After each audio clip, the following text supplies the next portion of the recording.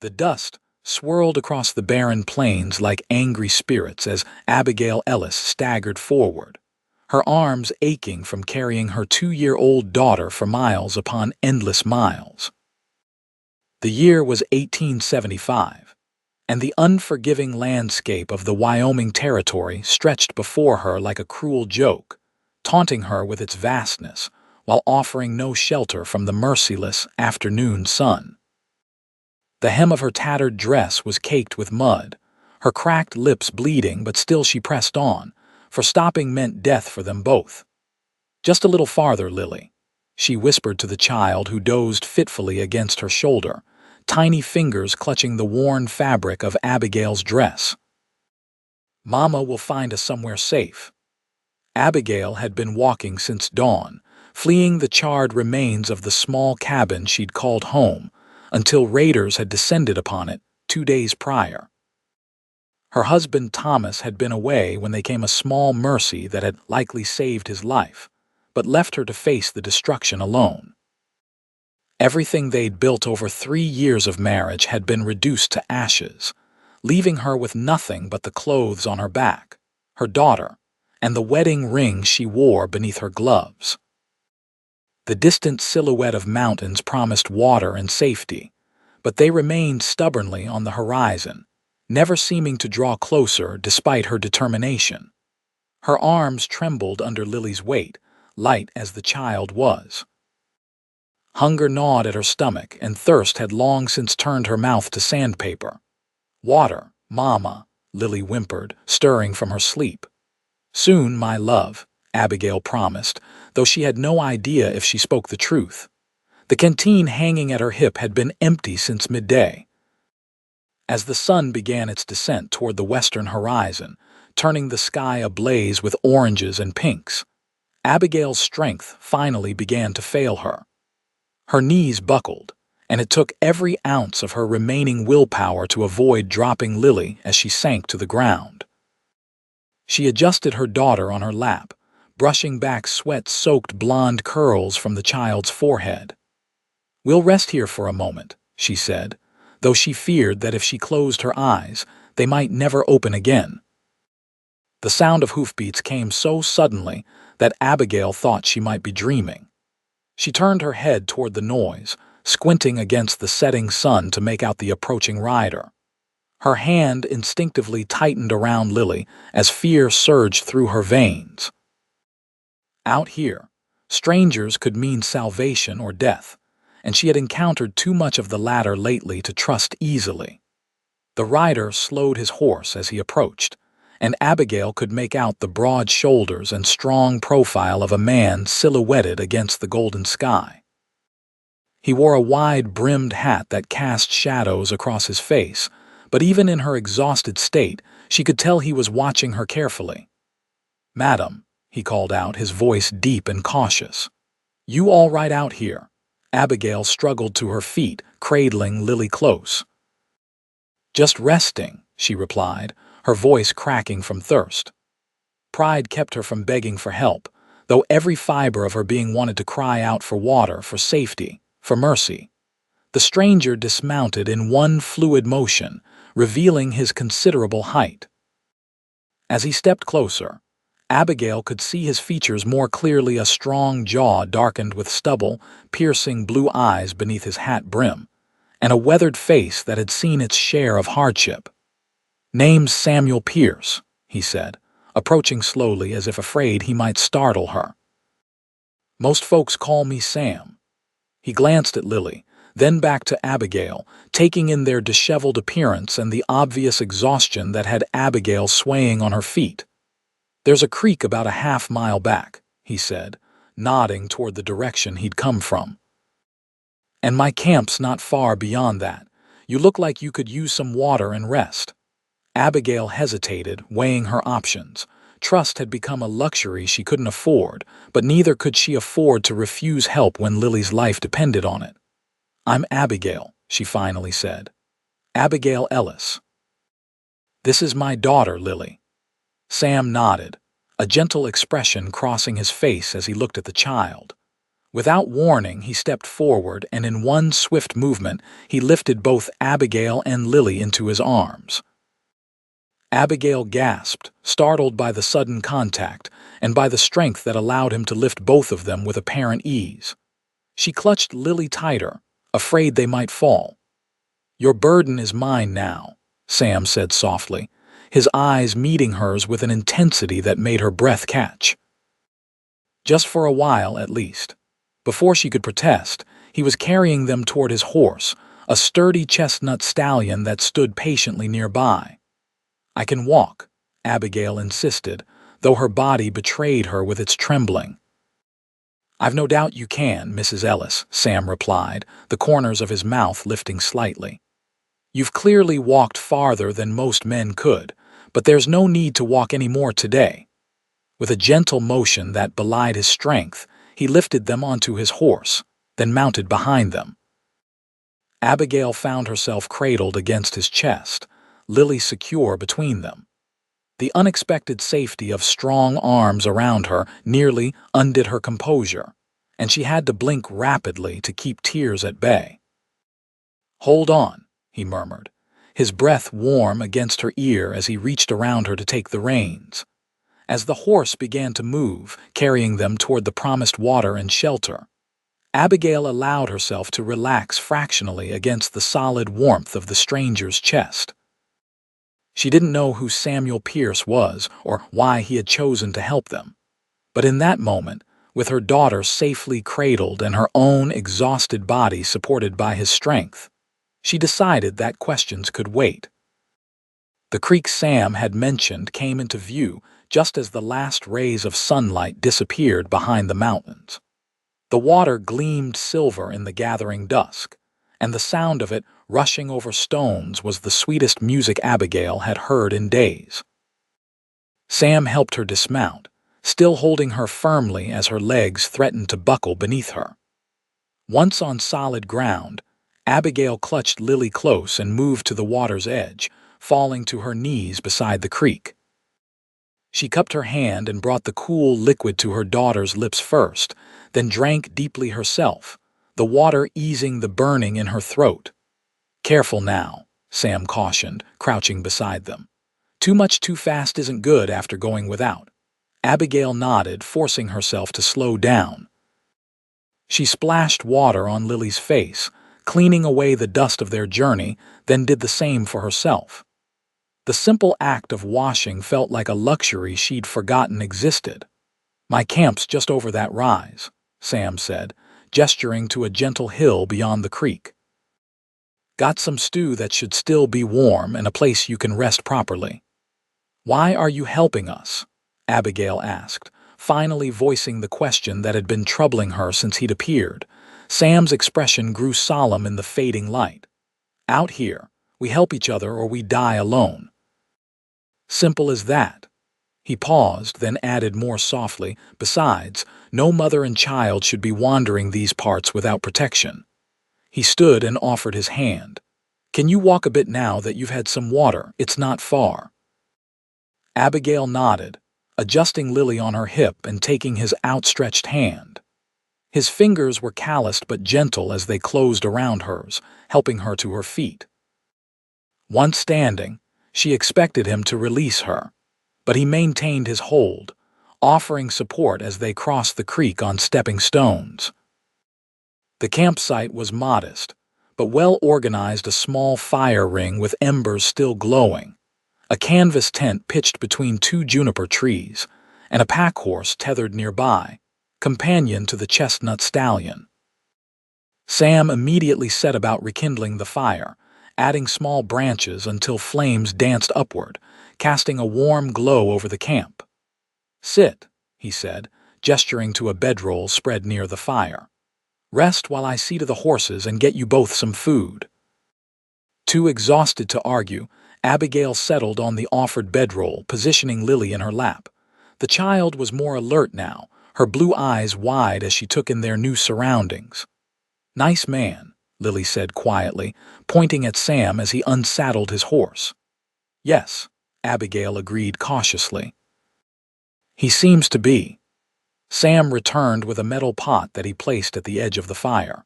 It's not much just rabbit stew, but it's hot and filling. He produced 2 tin cups and filled them, passing one to Abigail and setting the other aside to cool for Lily. The aroma of the stew made Abigail's mouth water, and she had to remind herself to eat slowly despite her hunger.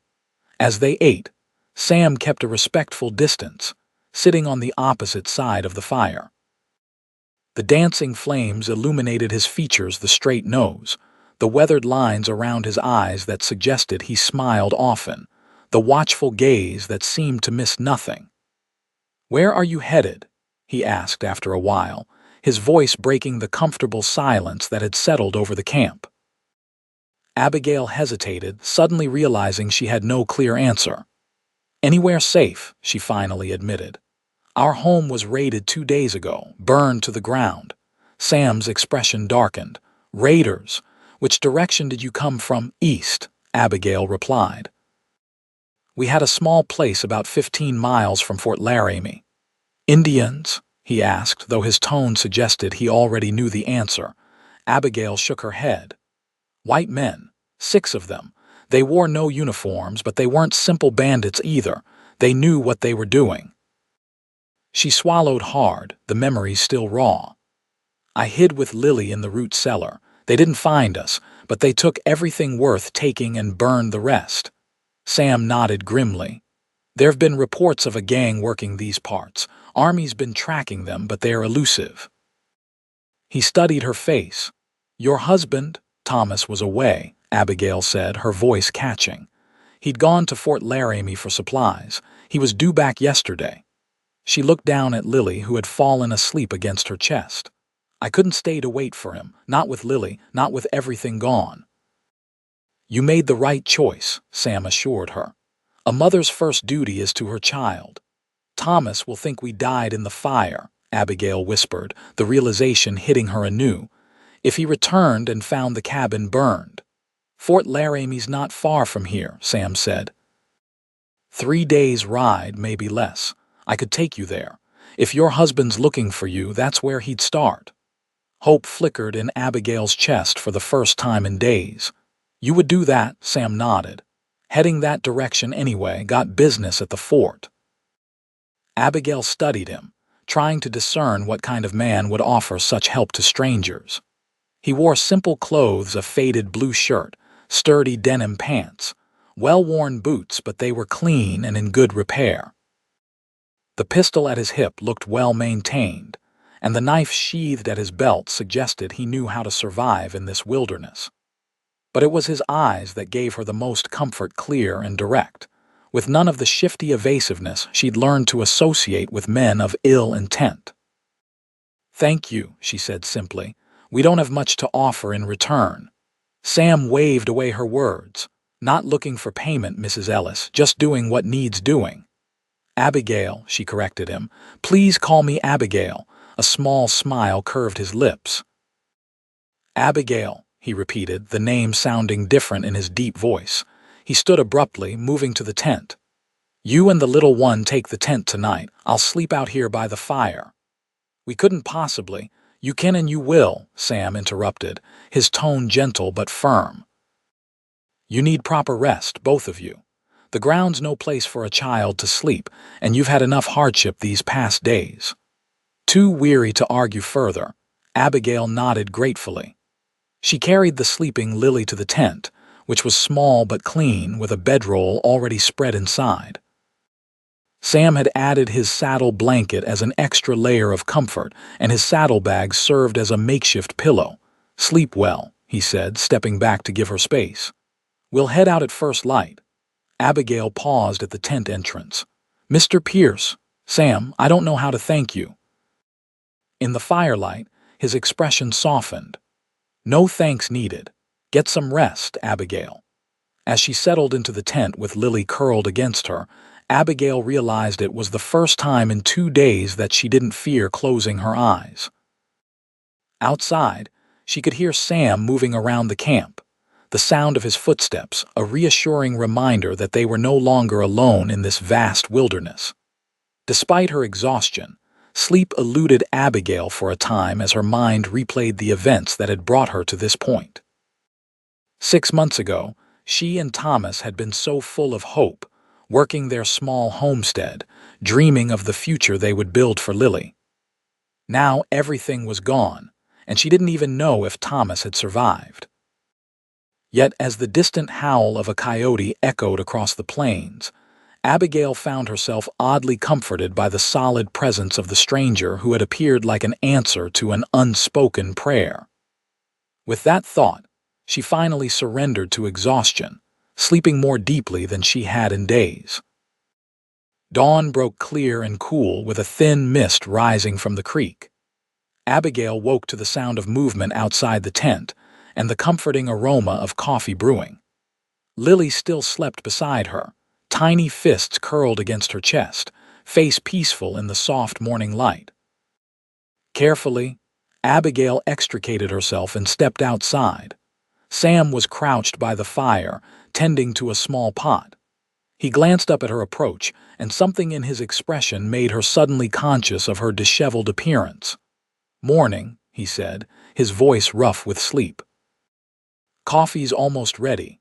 Not much for breakfast, I'm afraid, just some hardtack and jerky. We can hunt for something better later today." "That's more than enough," Abigail assured him, smoothing her tangled hair with her fingers. "I'm grateful for anything." Sam poured coffee into a tin cup and handed it to her. Their fingers brushed in the exchange, and Abigail felt an unexpected warmth that had nothing to do with the hot beverage. "Did you sleep well?" he asked, stepping back to a respectful distance.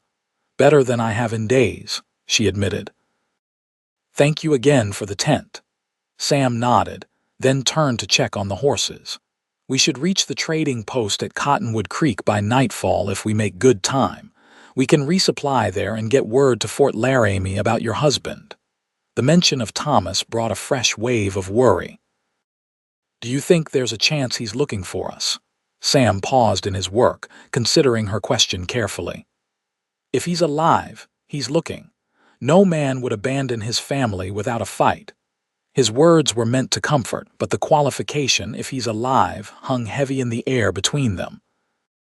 "Mama," Lily's small voice called from the tent. "Coming, sweetheart," Abigail replied, setting down her coffee. She helped Lily dress and brought her out to the fire, where Sam had prepared a small cup of weakened coffee with plenty of sugar for the child. Lily regarded him shyly at first, then broke into a smile when he produced a small wooden horse from his pocket. "Made this a while back," he explained, handing it to Lily. "Thought you might like it." "What do you say, Lily?" Abigail prompted. "Thank you," Lily said, already engrossed in examining her new treasure. Sam smiled, and the transformation it brought to his face was remarkable. The stern lines softened, and his blue eyes crinkled at the corners. It was a genuine smile that reached all the way to those eyes, and Abigail found herself smiling in return. After a simple breakfast, Sam efficiently broke camp while Abigail packed what few belongings they had. When it came time to mount up, Sam lifted Lily first, settling her securely at the front of the saddle. Then he turned to Abigail, his hands spanning her waist as he lifted her with the same careful strength he'd shown the day before. This time, Abigail was fully aware of the contact the warmth of his hands through the fabric of her dress, the easy power in his movements, the careful way he positioned her so that she wouldn't fall. He mounted behind her, reaching around to take the reins, his chest a solid presence against her back. "Comfortable?" he asked, his breath stirring the hair near her ear. Abigail nodded, not trusting her voice. It had been a long time since she'd been this close to any man other than her husband, and the unexpected intimacy of their position made her heart beat faster than it should. They set off at a steady pace, the rhythm of the horse's gait soon becoming familiar. Lily chatted happily from her position at the front of the saddle, pointing out birds and asking Sam endless questions about his horse, which he answered with patient good humor. As the morning progressed, Abigail learned that Sam was a former cavalry scout who now worked as an independent guide and occasionally carried messages for the army.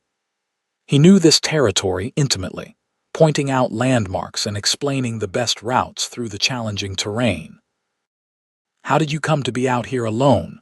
she asked as they paused to rest the horses near midday. Sam's expression grew distant. "Grew up in Missouri. Family had a small farm. After the war, there wasn't much left of it or them." He shrugged, as if dismissing the weight of his words.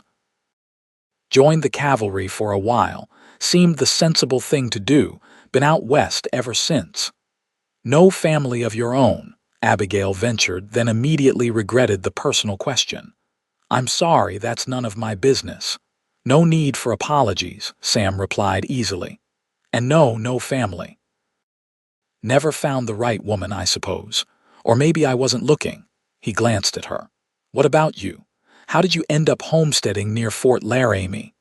Abigail watched Lily, who was happily arranging pebbles in patterns nearby. "Thomas and I married in Illinois 4 years ago.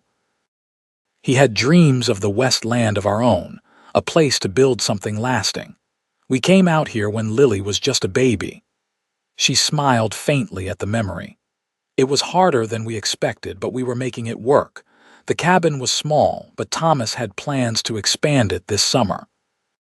"It takes courage to start over in a place like this," Sam observed. "Or foolishness," Abigail said softly. "I sometimes wonder if I was right to agree to come, if we'd stayed in Illinois." "Can't live on ifs," Sam interrupted gently.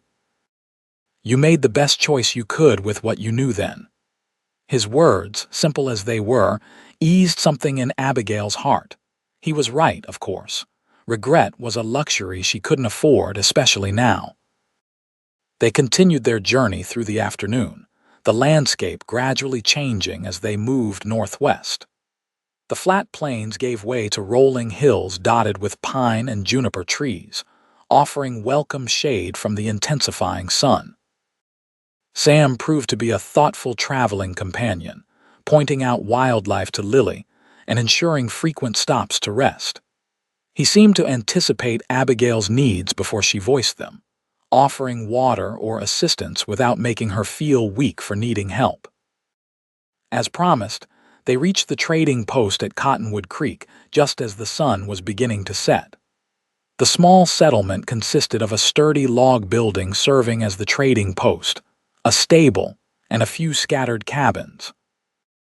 It wasn't much, but after days in the wilderness, it looked like civilization to Abigail's weary eyes.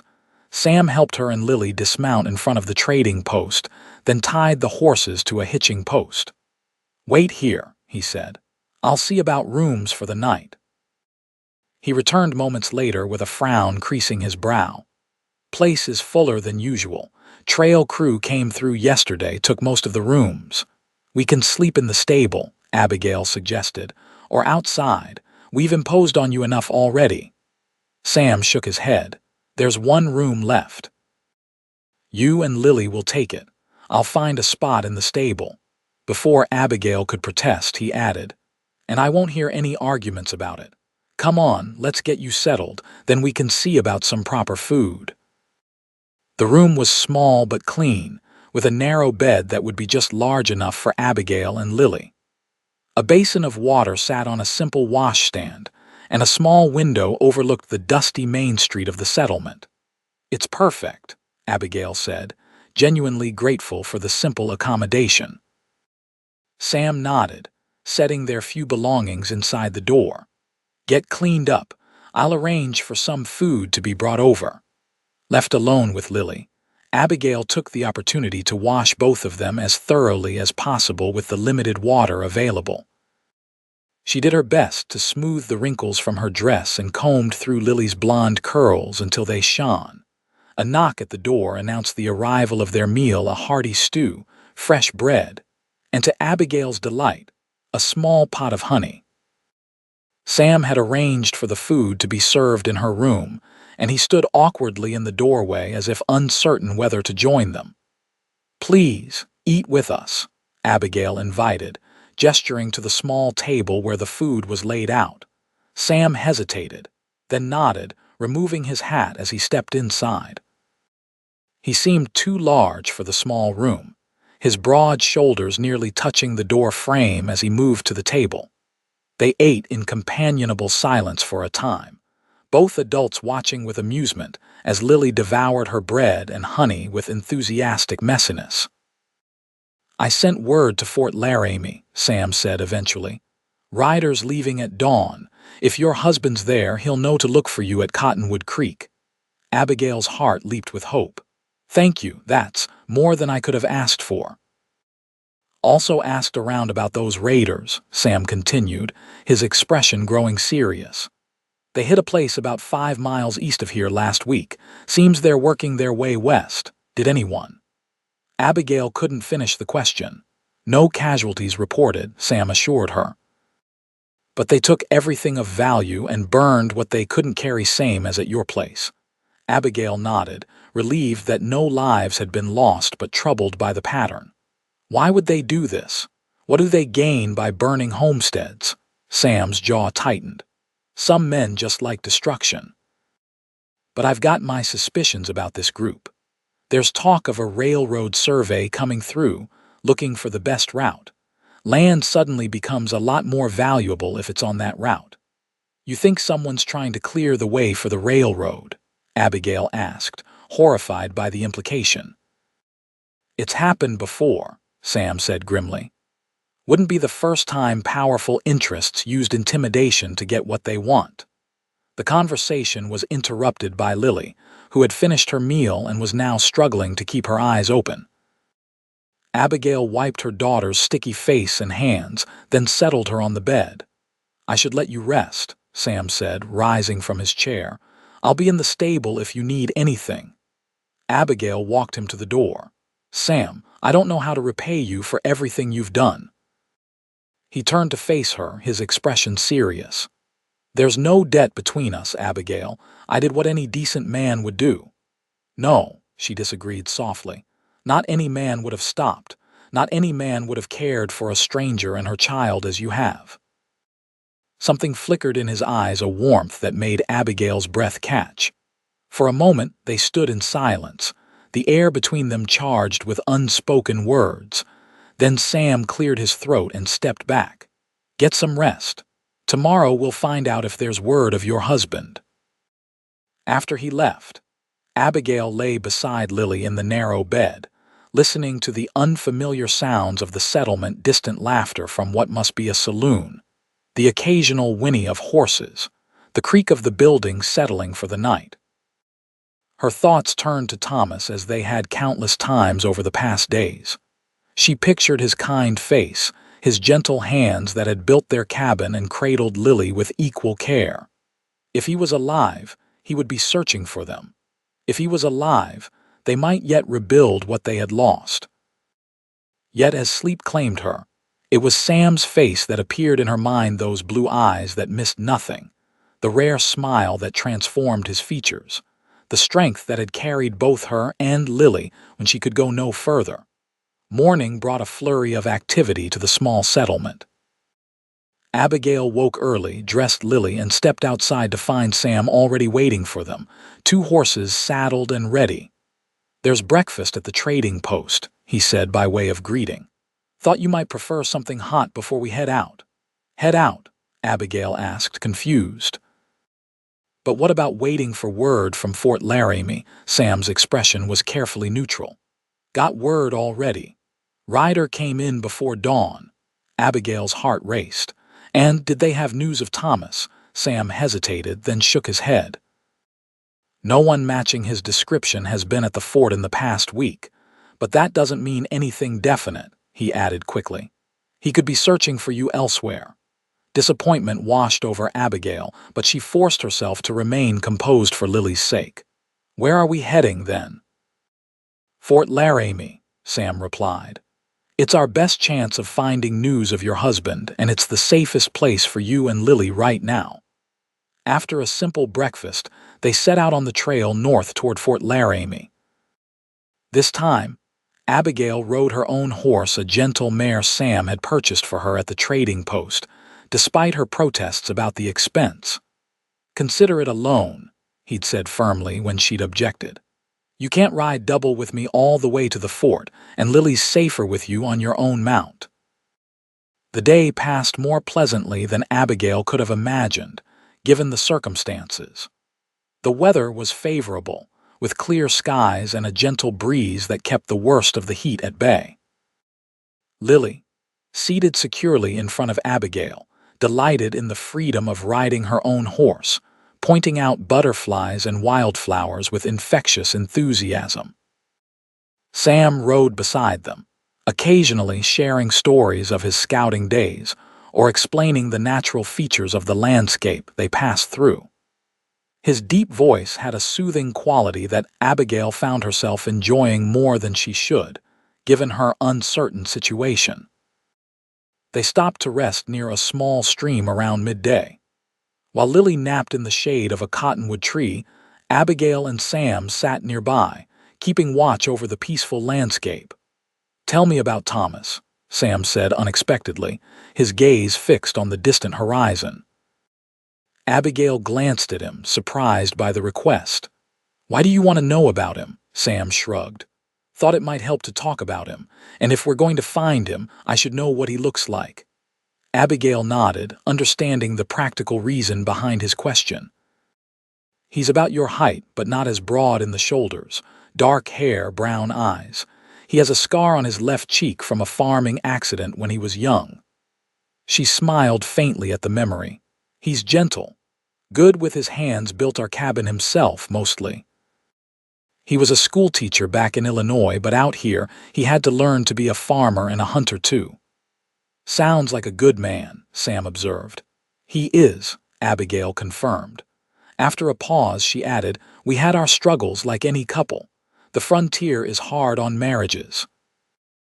There were times when I thought we'd made a terrible mistake coming west, times when I missed the comforts of civilization so badly I could hardly bear it." She looked down at her hands, twisted in her lap. "But Thomas never wavered in his belief that we were building something worthwhile." Sam was silent for a long moment. "And what did you believe?" The question caught Abigail off guard. No one had ever asked what she believed, what she wanted. It had always been about Thomas's dreams, Thomas's plans. "I believed in him," she said finally. "In us. In the family we were creating." She glanced at Lily, sleeping peacefully nearby. "And most days that was enough." "And the other days?" Sam asked quietly. Abigail met his gaze, startled by the understanding she saw there. "The other days I dreamed of a different life. One where I didn't have to be so afraid all the time of Indians, of drought, of sickness with no doctor for 50 miles. She shook her head, embarrassed by her confession. "It's foolish, I know. Everyone faces hardships out here." "Not foolish," Sam disagreed. "Honest. The West isn't for everyone, Abigail. There's no shame in wanting safety for yourself and your child." His words lifted a weight she hadn't realized she'd been carrying. Throughout her marriage, she'd hidden her doubts about their frontier life, not wanting to disappoint Thomas or appear weak. But Sam seemed to understand without judgment, and that understanding was like a balm to her soul. They continued their journey through the afternoon, making good progress despite the occasional stops to rest the horses and attend to Lily's needs.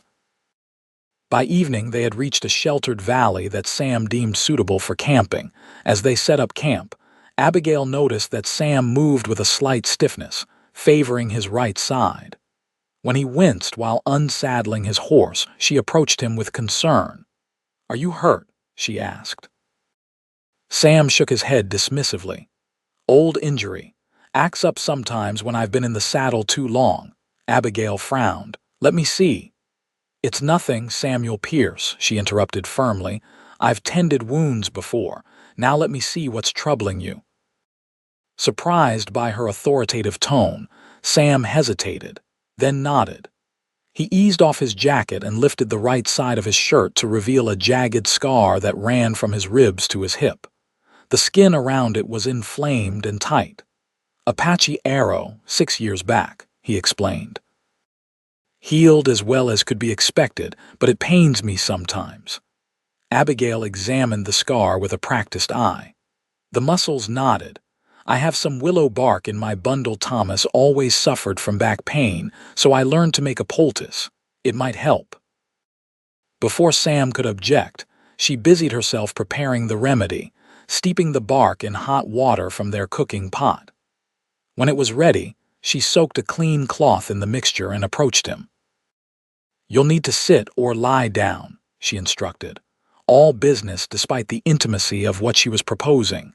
Sam looked as though he might refuse, then thought better of it. He lowered himself to a sitting position against a fallen log, allowing Abigail access to his side. With careful movements, she applied the warm cloth to the inflamed area. Sam tensed at first, then gradually relaxed as the heat and medicinal properties of the willow bark began to work. "You have a healer's touch," he said softly, watching her work. Abigail concentrated on her task, trying to ignore the warmth of his skin beneath her fingers and the defined muscles of his torso. "My mother was a midwife. I learned a few things from her. She taught you well." Abigail glanced up to find Sam watching her with an intensity that made her cheeks warm. For a heartbeat, they remained frozen in that moment, her hands on his skin, his eyes locked with hers, something unspoken passing between them. The spell was broken by Lily, who came running over with a handful of wildflowers she'd picked nearby. "For you, Mama," she exclaimed, thrusting them toward Abigail. Abigail withdrew her hands from Sam's side, accepting the flowers with a smile. "They're beautiful, sweetheart. Thank you." Sam pulled his shirt down and rose to his feet, the moment of connection lost. "I'll see about getting us some dinner," he said, retrieving his rifle from where it leaned against a tree. While he was gone, Abigail busied herself with setting up their sleeping area and keeping Lily entertained. The child had taken to Sam with remarkable ease, accepting his presence as if he'd always been part of their lives.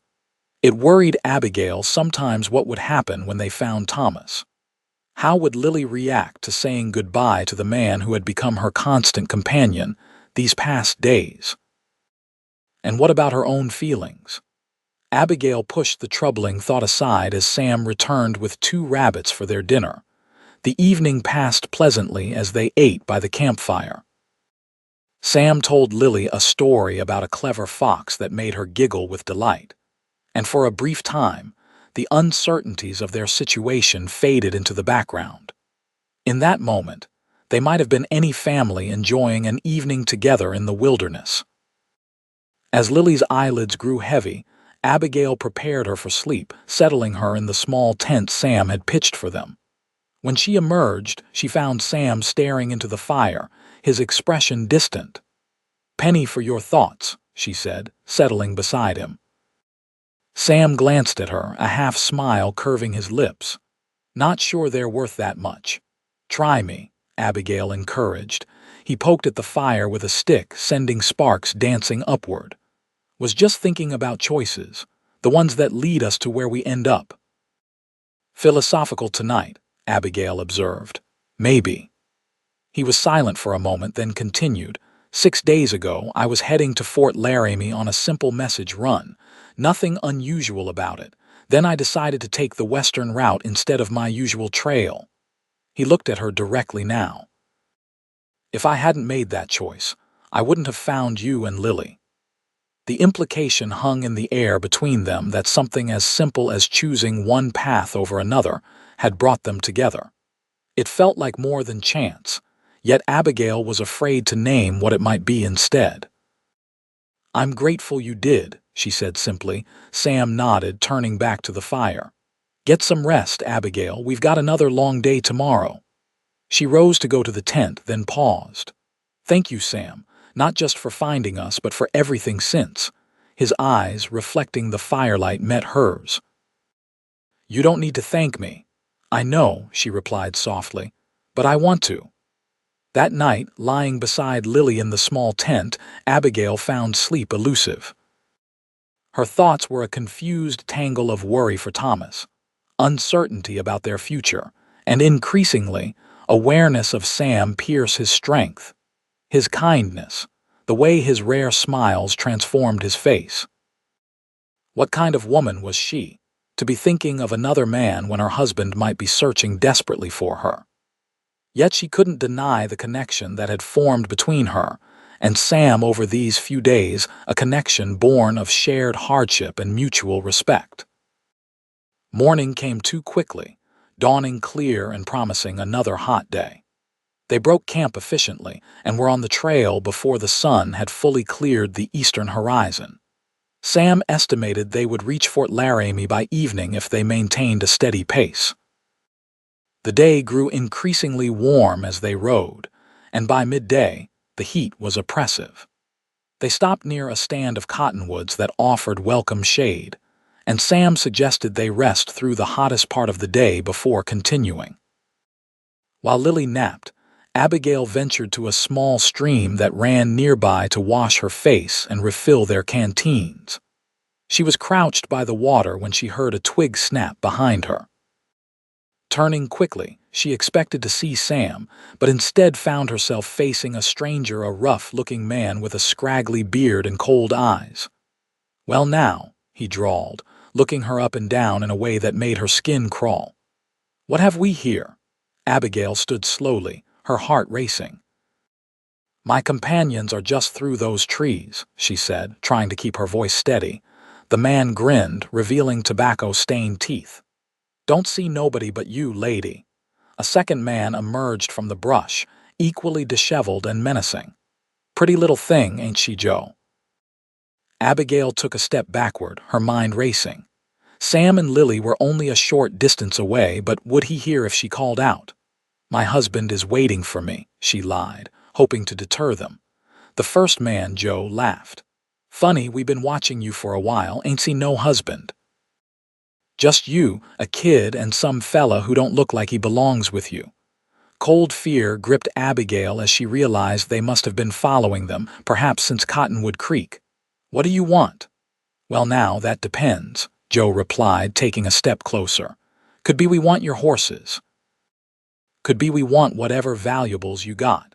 Could be we want other things." The second man sniggered, and Abigail felt sick with fear. She opened her mouth to scream for Sam, but before she could make a sound, the crack of a rifle shot split the air. Both men whirled toward the sound. Sam stood at the edge of the trees, his rifle aimed steadily at them. "Step away from the lady," he said, his voice cold and hard in a way Abigail had never heard before.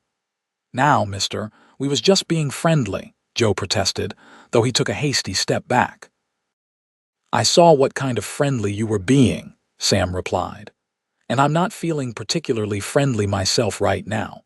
So you've got two choices: leave now and keep riding, or find out how good a shot I am." The two men exchanged glances, clearly assessing their odds. Sam worked the lever of his rifle, chambering another round with a decisive click that echoed in the sudden silence. "We're going," Joe muttered, backing away. "No need to get riled up." "Wise choice," Sam said. "And if I see either of you again, I won't waste time with warnings." The men retreated hastily, disappearing into the brush. Sam kept his rifle trained on the spot where they'd vanished until the sound of their horses faded in the distance. Only then did he lower his weapon and turn to Abigail. "Are you all right? Did they hurt you?" Abigail shook her head, suddenly trembling as the danger passed and reaction set in. "They didn't touch me. You came in time." Sam closed the distance between them in 3 long strides, his free hand grasping her shoulder as his eyes searched her face. "I shouldn't have let you come down here alone. You couldn't have known," Abigail said, still shaking. Without warning, Sam pulled her against his chest, his arm wrapping around her shoulders. "When I saw them standing over you, I thought."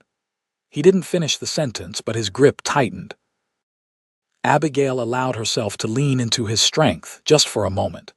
The steady beat of his heart against her ear was reassuring, grounding her after the frightening encounter. "We should get back to Lily," she said after a moment, reluctantly pulling away. Sam nodded, his expression grim. "We'll leave now." Those two might have friends nearby, and I'd rather not find out. They returned to find Lily still sleeping peacefully, unaware of the danger that had threatened. They packed quickly, and within minutes were back on the trail, riding at a faster pace than before. Sam remained vigilant, frequently checking behind them and scanning the surrounding landscape for signs of pursuit. "Who do you think they were?" Abigail asked as they rode. "Part of the gang that raided our cabin, possible," Sam replied. "Or just opportunists who saw a woman they thought was vulnerable. Either way, I doubt they'll trouble us again." The incident cast a shadow over the remainder of their journey. Abigail found herself jumping at small sounds and constantly checking on Lily.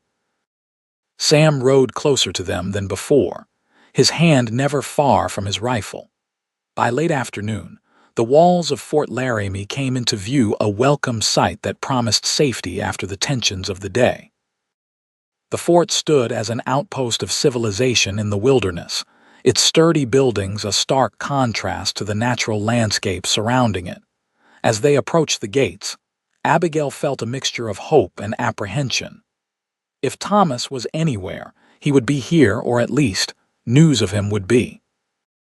Yet part of her feared what they might learn, and another part, one she was reluctant to examine too closely, was aware that finding Thomas would mean parting ways with Sam. They were admitted to the fort without difficulty, Sam's reputation as a scout and messenger apparently well established among the soldiers stationed there. The commanding officer, a Major Williams, greeted them in the central parade ground. "Pierce," he acknowledged with a nod. "Didn't expect to see you back so soon." His gaze shifted to Abigail and Lily with undisguised curiosity. "This is Mrs. Ellis and her daughter," Sam explained. "Their homestead was raided and burned about 5 days' ride east of here. We're hoping her husband might have come this way looking for them." Major Williams's expression grew serious. "Ellis, you say? Thomas Ellis?" Abigail's heart leaped. "Yes, that's my husband. Have you seen him?" The major nodded slowly. "He was here, madam. Arrived 3 days ago in pretty rough shape. Said raiders had burned his place and he feared his wife and child were dead." "He's alive," Abigail whispered, relief washing over her. "Where is he now?" A shadow crossed the major's face. "That's the thing, madam. He joined a party of men heading out to hunt down the raiders. Left yesterday at dawn." The news hit Abigail like a physical blow. Thomas was alive, but once again they had missed each other by a matter of hours. "When will they return?" she asked, struggling to keep her voice steady. "Hard to say," the major replied. "They were tracking the gang toward the Bighorn Mountains. Could be a week, could be longer." Sam stepped forward. "Mrs. Ellis and her daughter need accommodations while they wait, and protection. We had trouble on the trail." Major Williams nodded. "Of course. We can arrange quarters for them." He turned to Abigail. "You'll be safe here, madam, and we'll send word to your husband as soon as possible." The reality of the situation settled over Abigail as they were shown to the quarters assigned to them, a small but comfortable room in the officers' section of the fort. Lily, excited by the new surroundings and the presence of soldiers, chattered happily as they settled in, but Abigail's thoughts were elsewhere. Thomas was alive. The knowledge should have brought nothing but joy. Yet it was complicated by the realization that they faced more days of separation and uncertainty. And there was Sam. What would happen now? That question was answered sooner than she expected. After ensuring they were comfortably settled, Sam lingered at the door of their quarters. "Major Williams has asked me to join the party tracking the raiders," he said without preamble. "I'll be leaving at first light." Abigail stared at him, absorbing the implications. "You're going after Thomas?" Sam nodded. "The major thinks I can help them. I know the territory better than most." "When will you return?" The question slipped out before Abigail could consider its presumption. A fleeting expression crossed Sam's face, something like regret, quickly masked. "Can't say for certain. Depends on how the tracking goes." Abigail nodded, fighting an unexpected sense of loss. Of course. You've already done more than enough for us. Sam took a step toward her, then seemed to think better of it and stopped. You and Lily will be safe here until your husband returns. The fort's well protected, and the Major has assigned a soldier to look out for you specifically. Thank you, Abigail said softly, for everything. Sam's gaze held hers for a long moment. Take care of yourself, Abigail, and Lily too. Then he was gone, the door closing quietly behind him. Abigail stood motionless, a strange hollowness expanding in her chest. It was ridiculous to feel this way. Sam had been part of their lives for less than a week, yet his absence already felt like a physical ache. Where's Sam going, Mama? Lily asked, looking up from the wooden horse he had given her. Abigail knelt beside her daughter, smoothing back her curls. He's going to find Papa for us. Lily's face brightened. Papa's coming back. Yes, sweetheart, Abigail assured her, forcing a smile. Soon we'll all be together again. That night, lying awake in the unfamiliar room, Abigail tried to sort through her confused emotions. She should be focusing on Thomas, on the miracle of his survival and their eventual reunion. Instead, her thoughts kept returning to Sam, his quiet strength, his unexpected gentleness with Lily, the way his rare smiles transformed his face. What kind of woman was she, to be thinking of another man when her husband was risking his life to avenge what he thought was her death? Guilt mingled with her confusion, making sleep impossible. The days at Fort Laramie passed slowly. Abigail and Lily settled into a routine of sorts, taking meals in the officers' mess, and spending their days exploring the fort under the watchful eye of Private Jenkins, the young soldier assigned to their protection.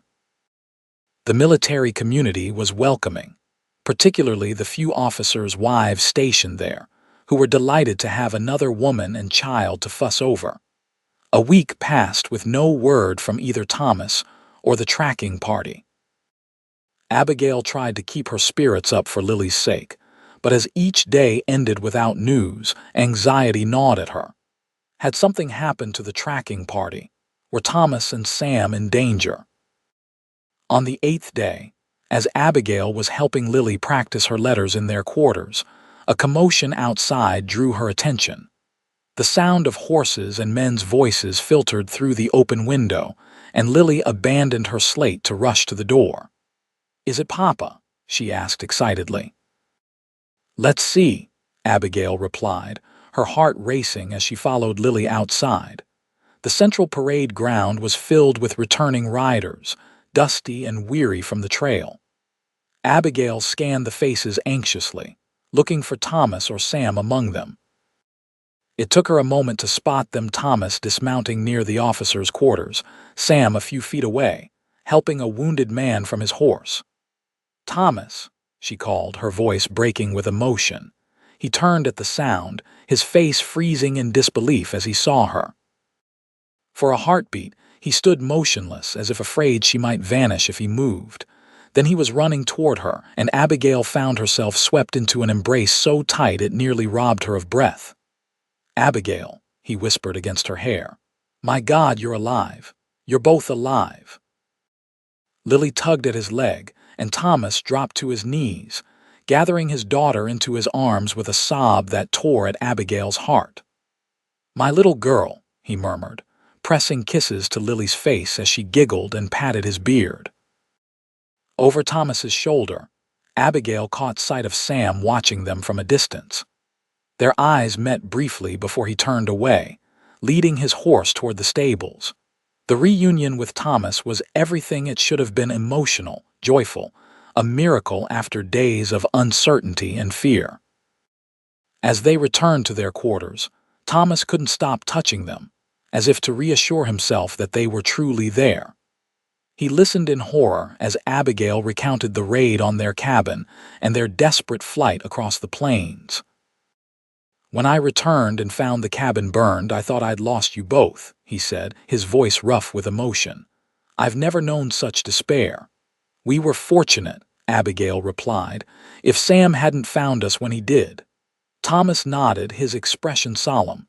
Pierce told me how he found you. I owe him a debt I can never repay. He saved us, Abigail agreed softly. More than once, Thomas added. He's a remarkable man. On the trail, tracking those raiders, he was tireless. Even when the rest of us were ready to give up, he insisted we continue. Thomas shook his head in admiration. And he was right, we found them yesterday. 3 of the 6, at least. You caught them? Abigail asked, a chill running through her at the thought of confronting the men who had destroyed their home. Thomas's expression hardened. They won't be troubling anyone else. There was a fight when we tried to take them in. 2 died. The 3rd is wounded but will stand trial. Abigail nodded, unable to feel much regret for the fate of men who had caused so much suffering. And the others, still out there somewhere, Thomas replied. But with their gang broken, they may move on to easier territory. That evening, the officers of the fort hosted a small celebration in honor of the successful mission and the Ellis family's reunion. The mess hall was transformed with extra lanterns, and what decorations could be managed in such a remote outpost? Abigail wore her one good dress, carefully unpacked from the bundle she'd carried from their burning cabin, and Thomas had borrowed a clean shirt from one of the officers. Sam arrived late, freshly shaved and wearing a dark coat that Abigail had never seen before. He moved through the gathering with quiet reserve, accepting congratulations from the other men but clearly uncomfortable with the attention. When he approached Abigail and Thomas, there was a formality to his manner that hadn't been there during their days on the trail.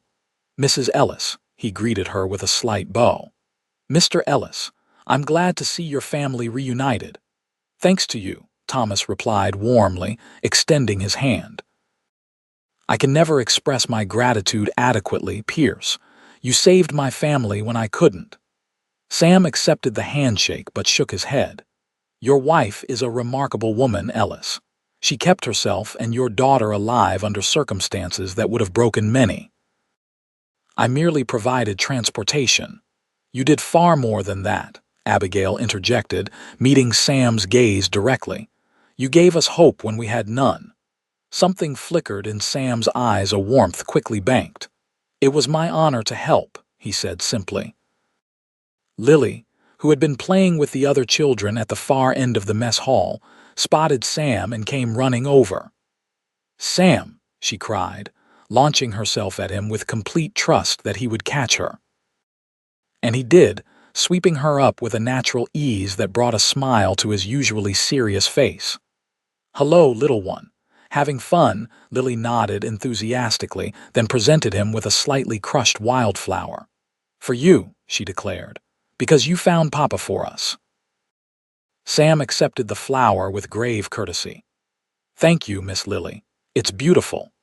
The simple interaction tightened Abigail's throat with emotion. In less than 2 weeks, this man had become so important to both her and Lily, and soon he would be gone from their lives. As if reading her thoughts, Sam set Lily down gently and turned to Thomas. I'll be heading out at first light. Major Williams has messages that need delivering to Fort Fetterman. Thomas nodded. Will you return this way? Sam shook his head. Not for some time. The Major has assignments for me farther north. Where will you go after that? Abigail asked, unable to stop herself. Sam's gaze shifted to her. Wherever the trail leads, I suppose. The evening continued with music provided by a soldier with a fiddle and another with a harmonica. Thomas, in high spirits, pulled Abigail into a lively dance, and for a time she lost herself in the joy of being reunited with her husband. Yet her eyes occasionally sought out Sam, who stood quietly at the edge of the gathering, watching the festivities with a distant expression. As the celebration wound down, Thomas was drawn into conversation with Major Williams about their plans. The destruction of their homestead meant they needed to start over, and the Major was suggesting possibilities for a new beginning. Finding herself momentarily alone, Abigail approached Sam, who was preparing to leave. I wanted to say goodbye properly, she said, her voice low enough that only he could hear. And thank you once more. Sam studied her face in the lantern light. You don't need to thank me, Abigail. I know, she replied with a small smile. You've said that before, but I want to. He nodded, accepting her gratitude with characteristic reserve. Then, surprising her, he reached into his pocket and withdrew a small object, a carved wooden horse, similar to the one he had given Lily but more intricately detailed. I made this while we were tracking, he said, holding it out to her. Thought you might like to have something to remember our journey by. Abigail accepted the carving, touched beyond words by the unexpected gift. The tiny horse was exquisitely crafted, with flowing mane and tail and a sense of movement captured in the curve of its body. It's beautiful, she said softly. Thank you. Sam's fingers brushed hers as she took the carving, the brief contact sending a jolt of awareness through her. Their eyes met, and for a moment, all the words they couldn't say seemed to hang in the air between them. Be happy, Abigail, Sam said finally, his voice rough with emotion he rarely displayed. You deserve it. Before she could respond, he turned and walked away, disappearing through the mess hall doors into the night beyond. Abigail stood motionless, the wooden horse clutched in her hand, a strange mixture of gratitude and loss washing over her. Thomas found her there a few minutes later, still staring at the door through which Sam had vanished. Everything all right? He asked, placing a gentle hand on her shoulder. Abigail nodded, tucking the carving into her pocket. Yes, just saying goodbye to Sam. He's leaving in the morning. Thomas's expression was thoughtful. He's not a man who stays in one place long, from what I gather. The open country suits him. Yes, Abigail agreed quietly. I suppose it does. The next morning dawned clear and cool, a perfect day for traveling. Abigail rose early, unable to sleep once she remembered that Sam would be departing. She told herself she merely wanted to ensure Lily had a chance to say goodbye, but in her heart, she knew there was more to it than that. They found Sam at the stables, already saddling his horse for the journey. He looked up as they approached, surprise briefly crossing his features before he composed them into his usual calm expression. Didn't expect to see you folks this early, he said, straightening up from checking his saddle girth. Lily wanted to say goodbye, Abigail explained, though the child was still half asleep in her arms. Sam's expression softened as he looked at Lily. Take care of your mama and papa, little one, he said, gently touching her cheek. Lily roused herself enough to reach for him, and Abigail transferred her into Sam's arms. The child wrapped her arms around his neck in a sleepy hug that seemed to startle him momentarily before he returned it with careful tenderness. Will you come back to see us? Lily asked as he set her down. Sam glanced at Abigail, then back to Lily. If the trail brings me your way, I'll be sure to stop and see how you're growing. It wasn't a promise, Abigail knew, but it was the most he could offer. The life of a scout and messenger was unpredictable, with no certainty of where he might be from one month to the next. Safe travels, Sam, she said as he mounted his horse. He looked down at her, his blue eyes holding hers for a long moment. Take care of yourself, Abigail. Then he was gone, riding through the fort gates as the morning sun cast long shadows across the parade ground. Abigail watched until he disappeared from sight, Lily's small hand clasped in hers. He'll be back, Mama, Lily said with the simple confidence of childhood. Abigail squeezed her daughter's hand. Perhaps he will, sweetheart. The weeks that followed were busy ones for the Ellis family. With their homestead destroyed, they faced the challenge of starting over completely. Major Williams, impressed by Thomas's education, offered him a position as clerk and unofficial schoolmaster for the children at the fort, a role that would provide them with steady income and safe housing while they decided on their next steps. Abigail found herself adapting to life at the fort with surprising ease. The community was close-knit and supportive, and she soon made friends among the officers' wives. Her skills as a healer, limited though they were, proved valuable in a place where the nearest doctor was days away, and she often assisted when soldiers returned injured from patrols. Thomas thrived in his new role, his natural aptitude for teaching finding an outlet in the small school he established for the fort's children. The destruction of their homestead had changed him in subtle ways. He was less driven by dreams of independence, more content with the security and community the fort provided. "Perhaps this is where we were meant to be all along," he commented one evening as they sat outside their quarters, watching Lily play with the other children in the fading light. "Not isolated on a homestead, but here, where we can be useful." Abigail nodded, seeing the wisdom in his words. The raid that had seemed like the end of everything had, in many ways, opened a door to a new beginning, one that offered advantages their remote cabin never could. Yet, despite the contentment of their new life, Abigail occasionally found herself thinking of Sam Pierce. On quiet evenings, she would take out the wooden horse he had carved for her, running her fingers over its smooth contours and wondering where he might be, what trails he might be riding.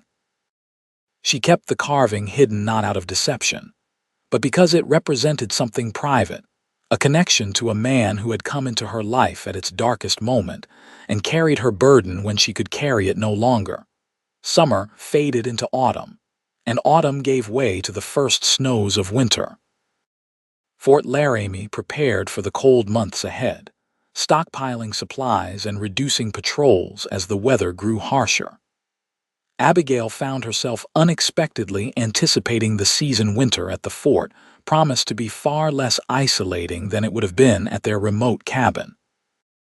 It was on a crisp December morning, with snow dusting the parade ground and smoke rising from every chimney in the fort, that Sam Pierce returned. Abigail was helping Thomas organize books for the school when Lily burst into the room, her face alight with excitement. "Mama, Papa, Sam's back!" she exclaimed, practically bouncing with joy. Thomas looked up from his work, a smile spreading across his face. "Well, now that's good news. Where is he?" "At the gates. He's talking to Major Williams," Lily reported, tugging at Abigail's hand. "Come see." Abigail allowed herself to be pulled outside, her heart beating faster than it should at the prospect of seeing Sam again. Thomas followed more sedately, amused by his daughter's enthusiasm. Sam stood near the major's office, his tall figure unmistakable even from a distance. He looked much as Abigail remembered him, perhaps a bit leaner, with his beard grown slightly longer against the winter cold. He was engaged in conversation with Major Williams, his expression serious as he delivered what appeared to be a report. Lily broke free from Abigail's grasp and ran toward him, calling his name. Sam turned at the sound, and the transformation that came over his face at the sight of the child running toward him was remarkable. The serious lines melted away, replaced by a genuine smile that reached his eyes. He crouched down to catch Lily as she launched herself at him, lifting her easily and spinning her around once before setting her back on her feet. "Look at you," he said, his deep voice carrying across the space between them. "You've grown since I saw you last. A whole inch." Lily informed him proudly. "Papa measured me on the wall." By then, Abigail and Thomas had reached them. Sam straightened, his gaze moving from Lily to her parents, lingering for just a moment on Abigail's face before shifting to Thomas. "Ellis," he greeted, extending his hand. "Good to see you." Thomas shook his hand warmly. "And you, Pierce, Lily's talked about you nearly every day since you left." Sam's expression softened as he glanced down at the child. "Has she now? You promised to come back," Lily reminded him seriously. "And you did." "So I did," Sam agreed, his gaze lifting to meet Abigail's. "Welcome back, Sam," she said softly, finding herself unexpectedly emotional at seeing him again. He nodded, something in his eyes suggesting he felt the same complexity of emotions. "Thank you, Mrs. Ellis." The formality of his address was a reminder of the distance that now existed between them, no longer the intimate companions of their journey, but acquaintances reuniting after months apart. Thomas, oblivious to the undercurrents, clapped Sam on the shoulder. "You must join us for dinner tonight. We have much to catch up on, and I still owe you a proper thank you for saving my family." Sam hesitated, glancing at Abigail as if seeking her permission. She nodded slightly, and he turned back to Thomas. "I'd be honored." That evening, Sam arrived at their quarters promptly, a bottle of whiskey in one hand and a small package in the other. He had cleaned up from his journey, his hair still damp from washing and his beard neatly trimmed. He wore a clean shirt under his worn coat, and Abigail was struck anew by the quiet dignity he carried regardless of circumstances.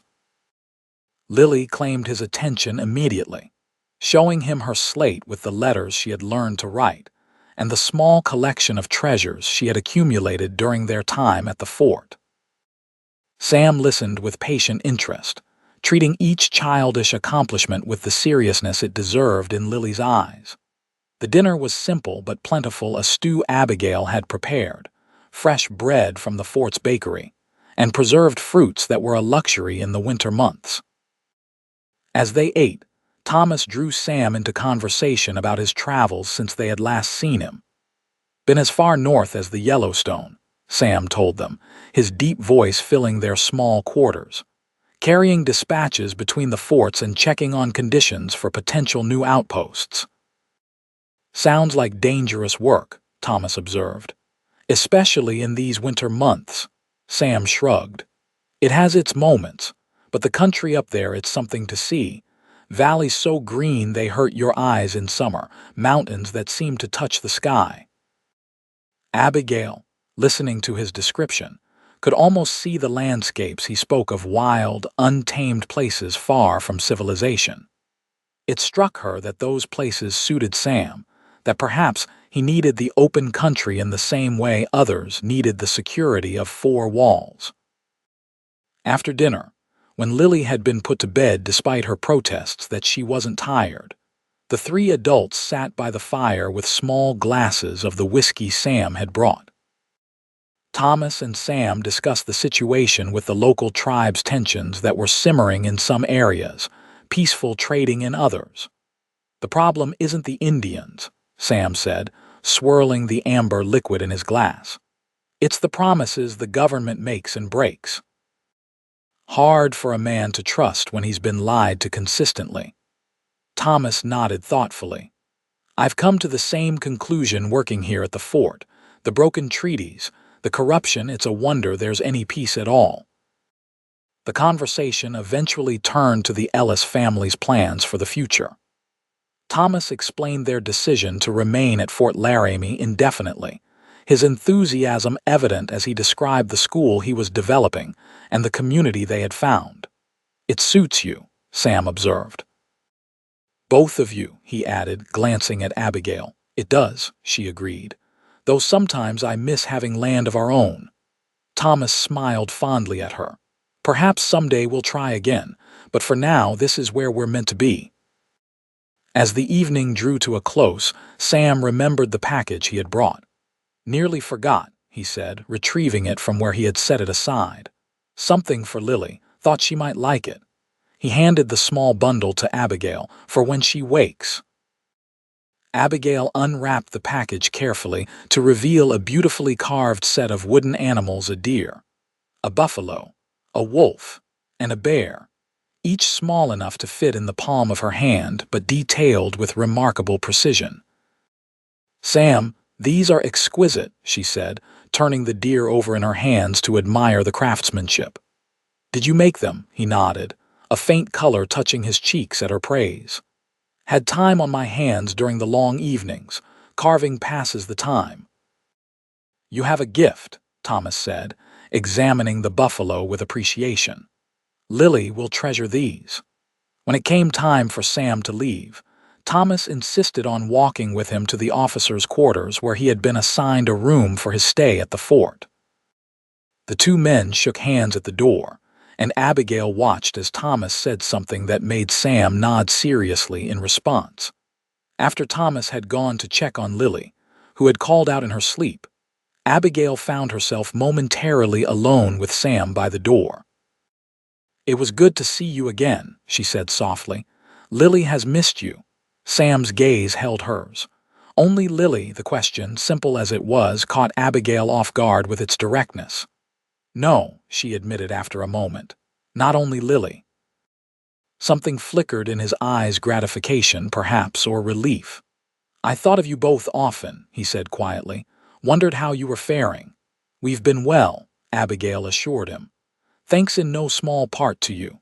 Sam shook his head slightly, dismissing her gratitude as he always had. "You've made a good life here. Ellis is a fortunate man." Before Abigail could respond, Thomas returned, and the moment passed. Sam took his leave with a promise to visit again before his departure, which he expected would be in a few days. Those few days stretched into a week as heavy snowfall delayed Sam's departure. He became a frequent visitor to the Ellis quarters during that time, often joining them for evening meals or spending afternoons helping Thomas with projects around the fort. Lily adored him unreservedly, proudly showing him off to her friends as our Sam, and insisting he tell her stories of his travels. Abigail found herself looking forward to his visits with an eagerness that both troubled and excited her. There was something about Sam's presence that brought a different energy to their home, a sense of the wider world beyond the fort walls, perhaps, or simply the unique quality of attention he brought to everything he did. One afternoon, while Thomas was teaching and Lily was playing with friends, Abigail encountered Sam near the stables. He was preparing his horse for a short ride to check conditions on the trail, a routine he maintained even during his stay at the fort. "Mind if I join you?" she asked impulsively. "I could use some fresh air." Sam looked surprised but pleased by the request. "Of course, I'll saddle a mount for you." A short while later, they rode through the fort gates, the guards nodding respectfully to Sam as they passed. The day was clear and cold, the snow-covered landscape gleaming in the winter sunshine. They rode in companionable silence for a time, following a trail that led to a rise overlooking the surrounding territory. At the crest of the hill, Sam reined in his horse and dismounted, offering a hand to help Abigail down. They stood side by side, looking out over the vast expanse of white plains stretching to the horizon. "Beautiful, isn't it?" Sam said, his breath forming clouds in the cold air. Abigail nodded, wrapping her shawl more tightly around her shoulders. "In a harsh way, yes. I never appreciated how beautiful this country could be until I came west." Sam glanced at her. "Yet you missed your home in Illinois." "At first," Abigail admitted. "Everything here was so difficult, so different from what I knew. But now," she gestured at the landscape before them, "now I can't imagine being anywhere else." Sam smiled, one of his rare, genuine smiles that transformed his usually serious features. "It gets in your blood, this country. Changes you." "It does," Abigail agreed. After a moment, she asked, "Will you stay at Fort Laramie long?" Sam shook his head. "No. Once the trail's clear, I'll be heading out again. Major Williams has dispatches for Fort Phil Kearny." Abigail nodded, trying to ignore the twinge of disappointment his words evoked. "More mountains and valleys to see. More trails to ride," Sam agreed. He was silent for a moment, then added, "But I find myself thinking of Fort Laramie more often these days. Might be I'll pass this way again before spring." The implication was clear. It wasn't just the fort that drew him back. Abigail looked at him directly, finding his blue eyes already on her face. "You would be welcome," she said softly. "Lily would be delighted. And you?" Sam asked, his voice equally soft. Abigail hesitated, aware they were approaching dangerous territory. "I would be glad to see you as well." Sam nodded, accepting the careful response. "Your husband is a good man, Abigail. You have a good life here." "I do," she acknowledged. I'm fortunate in many ways." They stood in silence for a time, each lost in their own thoughts. The unspoken feelings between them hung in the air, acknowledged but contained by the boundaries of honor and circumstance. Finally, Sam cleared his throat. "We should head back. The temperature will drop quickly once the sun starts to set." They rode back to the fort in the same companionable silence with which they had departed, each understanding that some things were better left unsaid.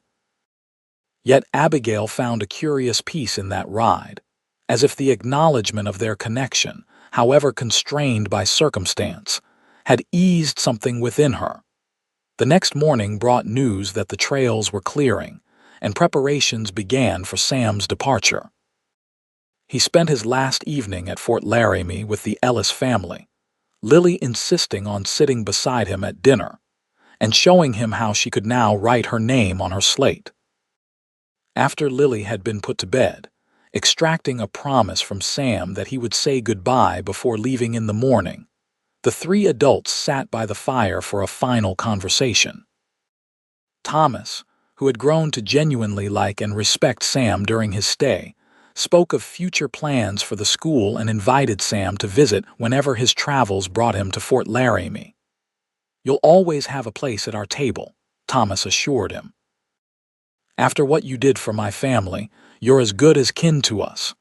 Sam nodded, accepting the sincere offer with his characteristic quiet dignity. "I appreciate that, Ellis. Might be I'll take you up on it more often than you expect." When it came time for Sam to leave, Thomas excused himself to check on a noise from Lily's room, leaving Abigail and Sam alone by the door once more. "Dawn comes early," Sam said, his voice low. "I should let you rest." Abigail nodded, suddenly finding it difficult to meet his gaze. "Safe travels, Sam." He hesitated, then reached out to touch her hand briefly. "Take care of yourself, Abigail, and that family of yours." "I will," she promised, finally looking up at him. "And you take care on the trail." Something passed between them in that moment, an acknowledgement of feelings that could never be fully expressed, a connection that had been forged in crisis and strengthened in the days since. "Goodbye, Abigail," Sam said softly. "Until next time," she replied, refusing to say the word goodbye. A small smile touched his lips. "Until next time," he agreed.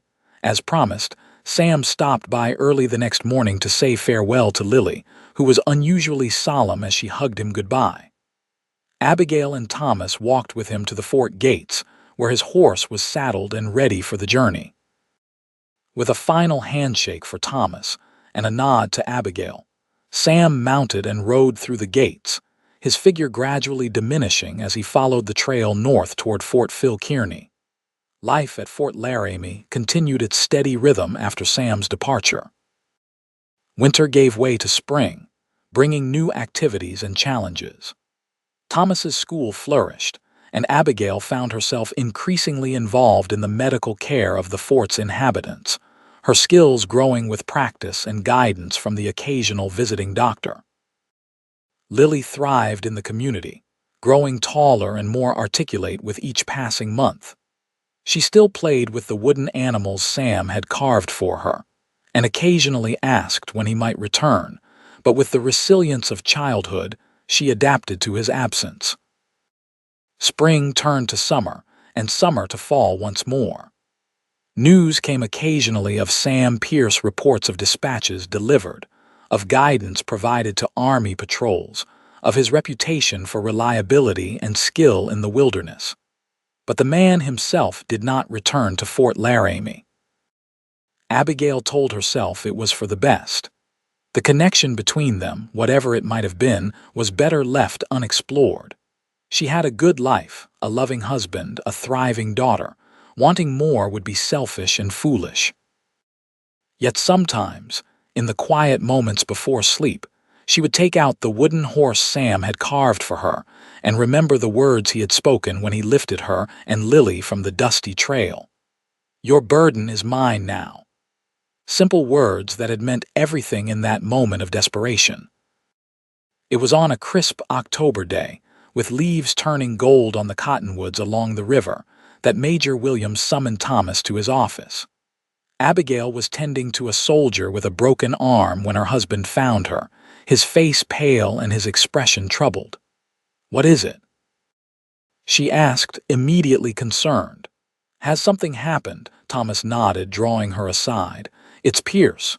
He's been hurt badly from what the major says. They're bringing him in now." Abigail's heart seemed to stop for a moment before racing forward at double speed. "How? What happened?" "Ambush, apparently. He was escorting a survey party near the Bighorn Mountains when they were attacked. The others were killed, but Pierce managed to escape. He's been riding for days, wounded, to bring warning that the survey route isn't safe." "How far away is he?" Abigail asked, already mentally preparing for what might be needed. "Should be at the gates any minute. Major Williams sent out a patrol when the lookout spotted a rider approaching slowly." Thomas hesitated, then added, "The major says it doesn't look good, Abigail. Pierce has lost a lot of blood." Abigail nodded, forcing herself to think practically rather than giving in to the fear clutching at her heart. "I'll need clean water, bandages, my sewing kit for stitches, and whiskey the good kind, not the rot gut they serve at the canteen." By the time Sam was carried through the fort gates, Abigail had prepared a room in the infirmary with everything she might need. She steeled herself for what she might see, but the reality still shocked her. Sam's face was gray beneath his tan, his shirt soaked with blood from a wound in his side. He was conscious but barely, his eyes glazed with pain and exhaustion. "Abigail," he murmured when he saw her, his voice so weak she could hardly hear it. "Don't try to talk," she instructed, already cutting away his shirt to expose the wound. "Save your strength." The injury was serious, a deep knife wound to his left side that had been roughly bandaged but continued to seep blood. Infection had set in, the flesh around the wound hot and inflamed. Abigail worked methodically, cleaning the wound, preparing to stitch it closed. "This will hurt," she warned Sam as she poured whiskey over the open flesh to cleanse it. He nodded once, his jaw clenching as the alcohol burned through the wound. He made no sound as Abigail began to stitch, though sweat beaded on his forehead and his hands gripped the edges of the cot until his knuckles turned white through it all.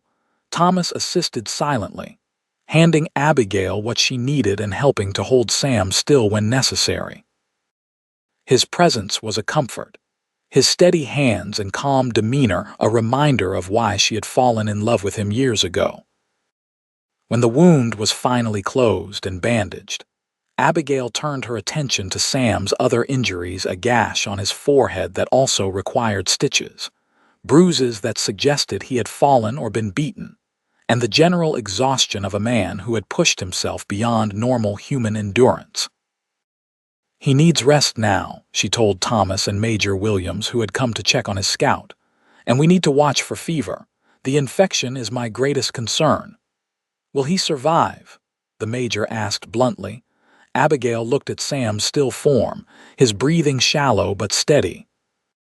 "He's strong and he's survived this long. That counts for a great deal, but the next day or two will be critical." The major nodded grimly. "Keep me informed. Pierce is one of our best. Hate to lose him." After he left, Thomas placed a gentle hand on Abigail's shoulder. "You should rest too. You've done all you can for now." Abigail shook her head. "I'll stay with him. Someone needs to monitor his condition." Thomas studied her face, something unreadable in his expression. "I'll bring Lily to see you later and some food. You need to keep up your strength." After he left, Abigail pulled a chair close to Sam's cot and settled in for her vigil. In the quiet of the infirmary, with only Sam's labored breathing for company, she allowed herself to acknowledge the fear she had been suppressing, fear that he might die, that the vital force that was Samuel Pierce might be extinguished. "Don't you dare die," she whispered, taking his hand in hers. "Not after surviving everything else." The hours passed slowly. Abigail changed Sam's bandages, bathed his face with cool water when fever began to rise, and spooned broth between his lips during brief periods of consciousness. Thomas brought Lily to visit as promised, the child unusually subdued at the sight of her friend so gravely injured. "Will Sam get better?" she asked, her small face solemn. "I hope so, sweetheart," Abigail replied honestly. "We're doing everything we can to help him." Night fell and Thomas returned to the infirmary. "You need to sleep, Abigail," he said gently. "I'll watch over him for a few hours." Exhausted, Abigail reluctantly agreed. "Wake me if there's any change at all." Thomas nodded, taking the chair she vacated. "I will now go rest." Abigail returned to their quarters, checked on Lily, who was already asleep, and lay down fully clothed on their bed. Despite her exhaustion, sleep eluded her as her mind replayed the events of the day and worried over what the night might bring. When she returned to the infirmary just before dawn, she found Thomas sitting where she had left him, his expression thoughtful as he watched the wounded man. "How is he?" Abigail asked anxiously. "Fever rose for a while, then broke about an hour ago," Thomas reported. "He's been restless, talking in his sleep."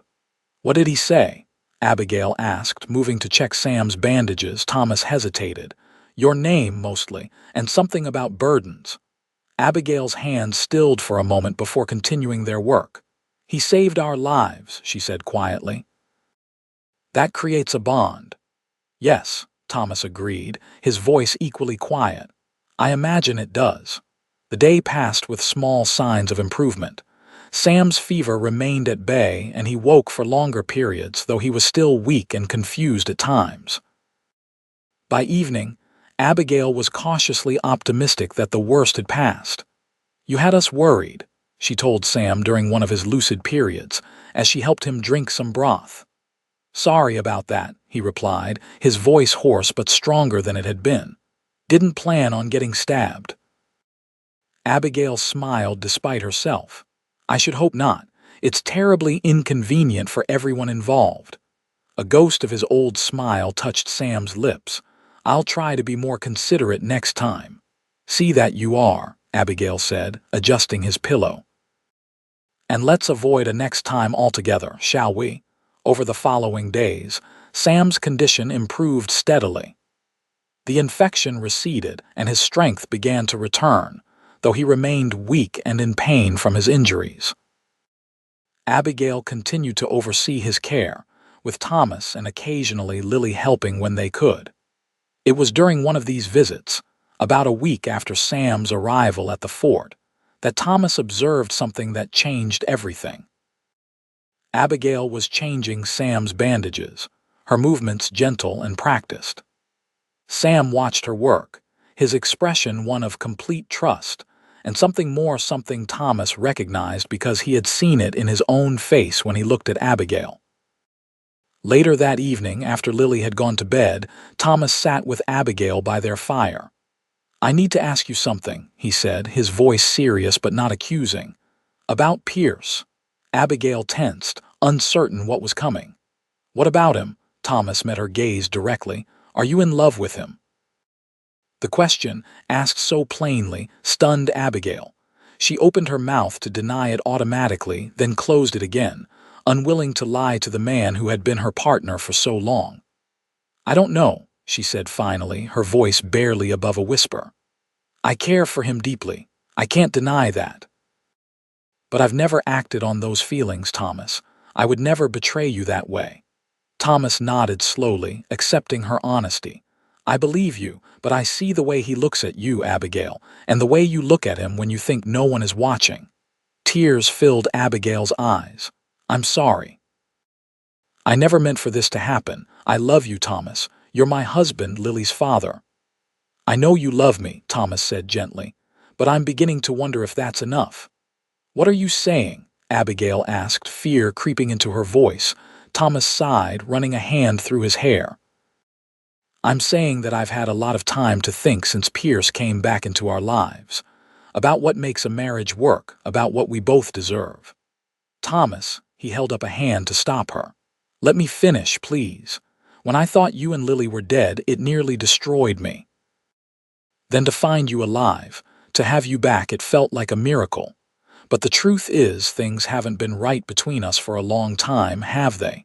Even before the raid. Abigail couldn't deny it. Their marriage had been strained for months before the attack on their homestead, worn down by the hardships of frontier life and the gradual realization that they wanted different things from life. "We've been happy here at the fort," she said, clinging to that truth. "Happier, yes," Thomas agreed, "but not truly happy, not in the way we should be." He reached out to take her hand. "I've been offered a position teaching at a school in Denver, a real school with proper classrooms and resources." "Denver," Abigail repeated, trying to absorb this unexpected news. "When did this happen?" "The offer came last month.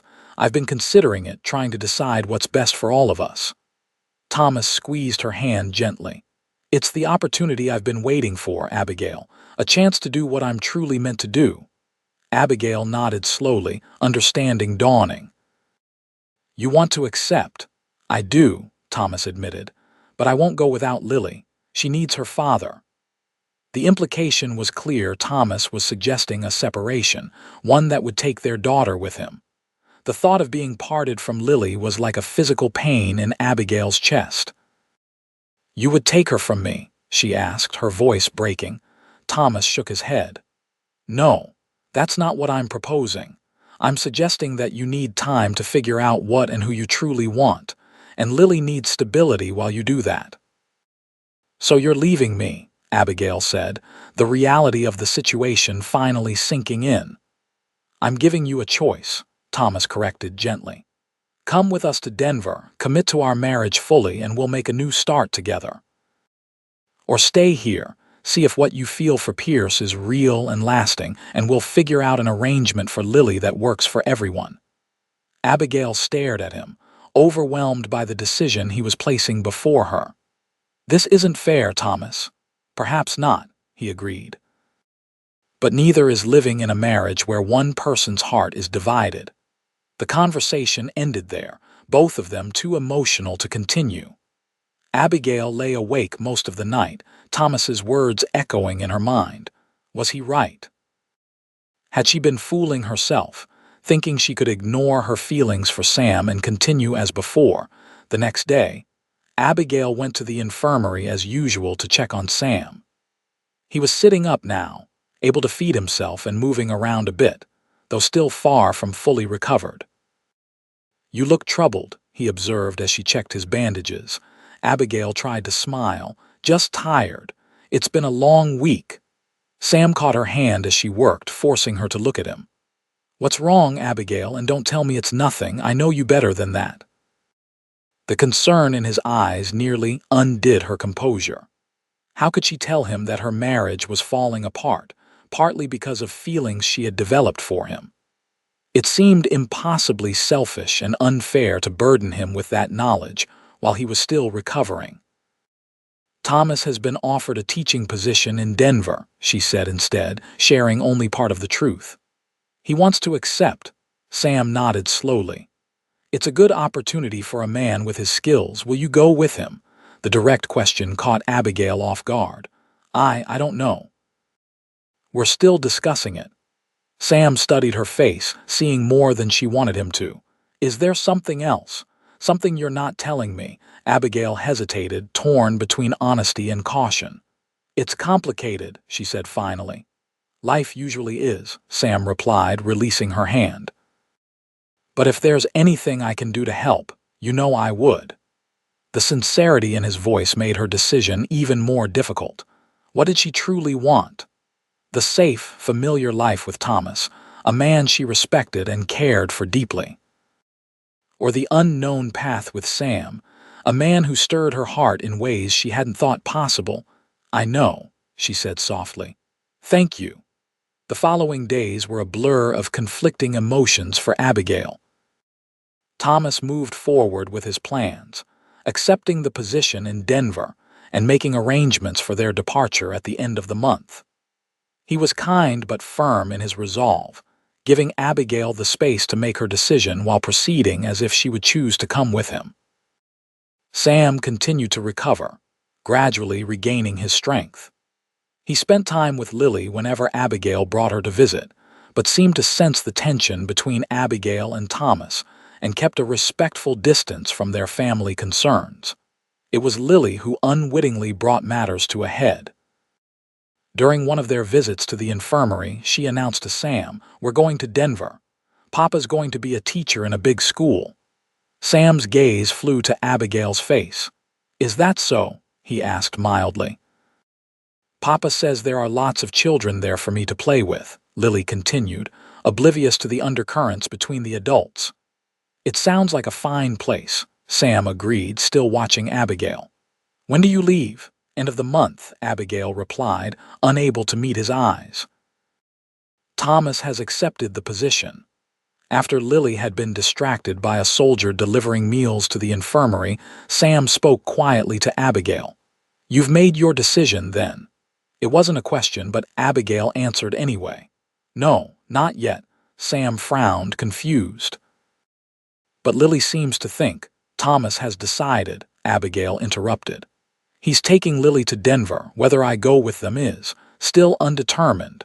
Understanding dawned in Sam's eyes. "He's giving you a choice." Abigail nodded, finally meeting his gaze. "A choice I never wanted to have to make."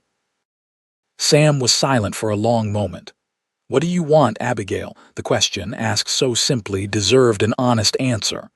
"I don't know," she admitted. "I want my daughter. I want a life that feels right. I want—" She hesitated, then continued softly, "I want not to hurt anyone I care about."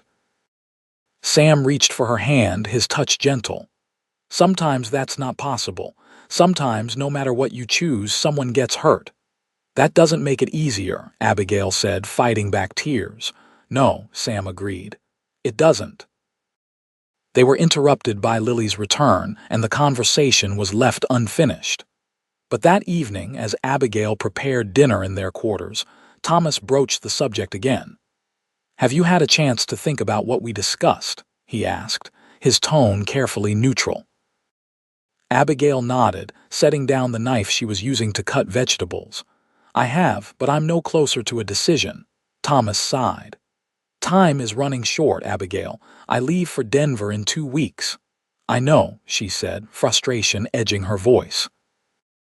"But you're asking me to choose between my husband and my daughter, or—" She couldn't finish the sentence. "Or the man you've fallen in love with," Thomas completed gently. "You can say it, Abigail. I'm not angry. Hurt, yes, but not angry." Abigail turned to face him fully. "How can you be so calm about this? How can you act as if this is a reasonable choice to make?" Thomas was quiet for a moment, considering his words carefully. "Because I've had time to accept what's happening. I've seen it coming since Pierce carried you and Lily into our lives." "Nothing happened between us," Abigail insisted. "Nothing improper." "I believe you," Thomas assured her, "but something changed for you, didn't it? Something fundamental about how you saw your life, your future." Abigail couldn't deny it.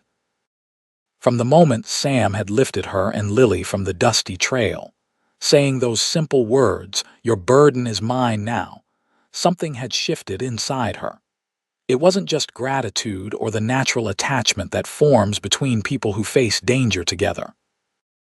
It was a recognition, soul deep and undeniable, that here was a man who understood her in ways Thomas never had despite years of marriage. "I don't want to lose you or Lily," she said finally, "but I don't want to live a lie either." Thomas nodded, a sad smile touching his lips. "That's all I needed to hear, Abigail. You've made your choice, even if you haven't admitted it to yourself yet." Before Abigail could respond, Lily burst into the room, excited about something she had seen in the parade ground. The serious conversation was set aside, but Thomas's words lingered in Abigail's mind. Had she already made her choice without realizing it? And if so, what did that mean for her future, for her relationship with her daughter? The answer came to her the next morning as she watched Lily playing with the wooden animals Sam had carved for her. The child was creating an elaborate story about the deer, and the wolf becoming friends despite their differences. Her imagination transforming the simple toys into characters with complex relationships. "Mama, look," Lily exclaimed, holding up the wolf. "He's protecting the deer because they're a family now." In that moment, with her daughter's innocent wisdom before her, Abigail knew what she had to do. She found Thomas in the small room he used as an office, preparing lessons for his final days at the fort. "I've made my decision," she said without preamble. Thomas looked up, his expression resigned. "And I can't go to Denver with you," Abigail said, her voice breaking despite her resolve. "But I can't be separated from Lily either." Thomas set down his pen. "What are you suggesting?" "Let me come to Denver with you not as your wife, but as Lily's mother. We can find a way to live separately but still both be present in her life." Abigail took a deep breath. "It's not ideal, I know, but it would allow us both to be with her, to watch her grow." Thomas considered her proposal thoughtfully. "And Pierce, where does he fit into this plan?" "I don't know," Abigail admitted. "I haven't spoken to him about any of this. For all I know, he doesn't feel the same way." A small smile touched Thomas's lips. "I think we both know that's not true." Abigail flushed. "Even so, I'm not making this decision based on what may or may not happen with Sam. I'm making it because I need to be honest with you, with myself, with Lily." Thomas was silent for a long moment, weighing her words. Finally, he nodded. "All right, we'll try it your way. We'll both go to Denver, find separate living arrangements, and share Lily's care. It won't be easy, but it's better than the alternatives." Relief washed over Abigail, along with gratitude for Thomas's understanding. "Thank you," she said softly, "for everything." Now she faced the more daunting task, speaking to Sam. She found him in the infirmary, packing the few belongings he had accumulated during his recovery. He looked up as she entered, his expression guarded. "Going somewhere?" Abigail asked, surprised by his preparations. Sam nodded. "Major Williams has cleared me for light duty. Thought I'd move back to the barracks." "Oh." Abigail wasn't sure why this news disappointed her. "That's good. It means you're healing well." "Thanks to your care," Sam acknowledged.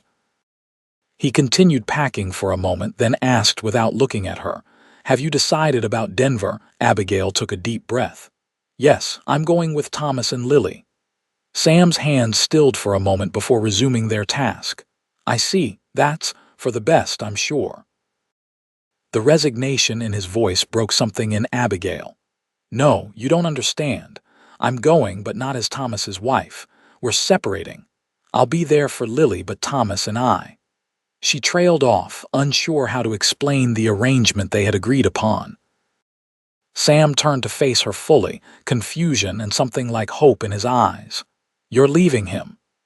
"We're leaving each other," Abigail corrected gently. "It's a mutual decision. We both recognize that our marriage isn't what it should be." "Because of me," Sam said, a statement rather than a question. Abigail shook her head. "Not entirely. There were problems before you came into our lives. Your arrival just clarified things that we'd both been avoiding." Sam was silent for a long moment, processing her words. "What does this mean, Abigail? For you, for us?" It was the question Abigail had been asking herself since making her decision. "I don't know exactly," she admitted. "I know I care for you deeply. I know there's something between us that I've never experienced before. But I also know that my daughter has to be my priority right now." Sam nodded, understanding in his eyes. "Of course she does. I would never expect otherwise." Abigail took a step closer to him. "What I'm trying to say, Sam, is that I don't know what the future holds, but I want to find out. If you're willing to be patient, to give me time to settle Lily in Denver and establish this new arrangement with Thomas." "I've waited my whole life to find someone like you," Sam interrupted softly. "I can wait a little longer." The simple sincerity in his words touched Abigail deeply. "You make it sound so easy." Sam shook his head. "Not easy, but worth it." He reached out to take her hand, his touch gentle but sure. When do you leave for Denver? 2 weeks, Abigail replied. Thomas has arranged for a military escort to accompany us as far as the stage route. Sam nodded thoughtfully. I'll need to speak with Major Williams, see if he can spare me for a while. What are you thinking? Abigail asked, hope rising within her. I'm thinking that Denver might need a reliable scout, Sam replied, a smile beginning to form. Or at least the territory around it. Seems to me there's work for a man with my skills just about anywhere in the West. Abigail's heart lightened at his words. You would do that. Move to Denver. I would do that and more, Sam said simply, if it meant being near you and Lily. The weeks that followed were a whirlwind of preparations and adjustments. Thomas, true to his word, worked with Abigail to plan their new living arrangement in Denver. They agreed that Abigail would find lodgings near the school where Thomas would teach, allowing Lily to move easily between her parents. Sam spoke with Major Williams, who reluctantly granted him an extended leave to escort the Ellis family to Denver. The Major seemed to sense there was more to the arrangement than a simple escort mission, but he asked no questions, merely extracting a promise from Sam to return to Fort Laramie for at least one more assignment before making any permanent changes to his employment. Lily, with the adaptability of childhood, accepted the explanation that Mama and Papa would have separate houses in Denver, but that she would spend time with both of them. She was more excited about the fact that Sam would be coming with them, innocently unaware of the complex adult relationships shifting around her. The day of departure arrived clear and cold, with the promise of winter in the air. The wagon that would take them to the stage route was loaded with their belongings, and a small escort of soldiers prepared to accompany them through the potentially dangerous territory between Fort Laramie and the more settled areas to the south. As they prepared to leave, Major Williams approached Sam with a final word. "Pierce," he said gruffly, "you're a damn fine scout, best I've worked with. If things don't work out in Denver, remember you've always got a place here." Sam nodded, appreciating the sentiment behind the Major's words. "Thank you, sir. I'll keep that in mind." The journey to Denver passed without incident, the military escort ensuring their safety through the wilderness. When they reached the stage route, they bid farewell to the soldiers and continued by stagecoach, the four of them, Abigail, Thomas, Lily, and Sam, creating a strange but functional family unit. Denver was a revelation to Abigail.